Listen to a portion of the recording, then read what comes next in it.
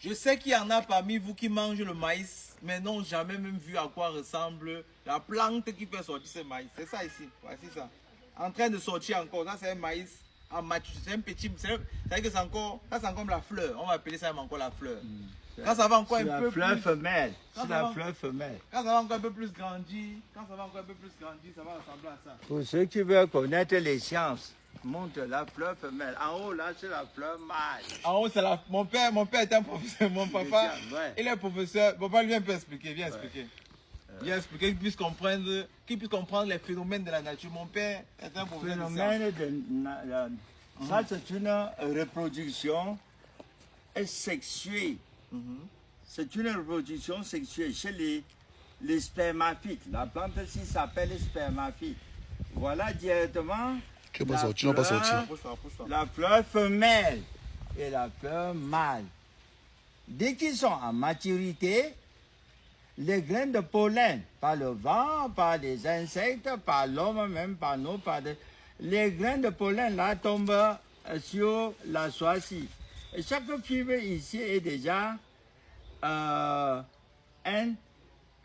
accueillir un grain de pollen directement. C'est le stigmate. Ça descend pour aller directement.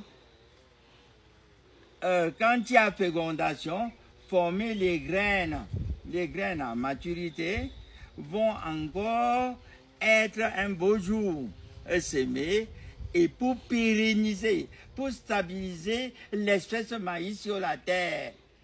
Et puis, chaque fois, le phénomène recommence. Mon père, pour ceux qui ne savent pas, mon père a été mon professeur de sciences. Mon père a enseigné beaucoup de personnes. Certains m'ont même dit dans les commentaires. Il connaît l'affaire, là, viens, mon frère, viens. Maintenant, ici, puis encore, je sais qu'il y a des personnes qui ne savent pas à quoi ressemble la plante des arachides. Ils n'ont jamais vu. Mais dites-moi merci de ça ici. Moi, avant, quand je venais au village pour récolter des arachides, comme vous voyez là, voilà la technique. Soit c'était avec la machette, tu piquais sur le côté, tu lèves la terre et tu tires. Mais quand il n'y avait pas la machette, regardez, vous allez voir, les racines sont couchées au sol là. Ça permet de placer les doigts comme ça. Tu places comme ça là, et puis tu peux tirer, et tu vas voir en bas. Je ne sais pas s'il faut gaspiller ça pour vous montrer un peu. Voilà, normalement, voilà, c'est bien, il y a quelques gousses. Il y a quelques gousses, c'est comme ça, tu arrêtes comme ça. Voilà les gousses d'arachide. Les gousses d'arachide, et là tu tires, on fait ça. C'est comme ça qu'on récolte les arachides. Et puis là, on lance ça entre les sions. Là, c'est les sions et ça devient du fumier. Là c'est encore, c'est pas encore bien. Ouais, ça appartient au groupe des plantes appelées légumineuses. Légumineuses. Ça porte au niveau des racines des petites boules qu'on appelle nodosités. C'est bon, non? Ça porte les nodosités. Ces nodosités ont la capacité, ont des bactéries appelées rhizobium. Et ces bactéries sont capables de transformer directement l'azote. C'est pour cette raison que de tout temps, il est conseillé de donner le fumier aux arachides, mais de ne pas donner les engrais tels que quoi? L'urée.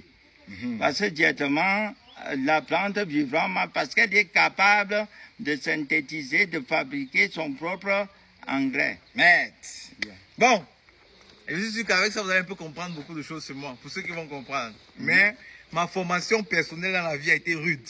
De l'école à la réalité de la vie et aussi, moi-même, vous voyez. Tu sais que j'ai vendu le Mbitako là à Yaoundé, non? Ouais. À l'entrée Simbok.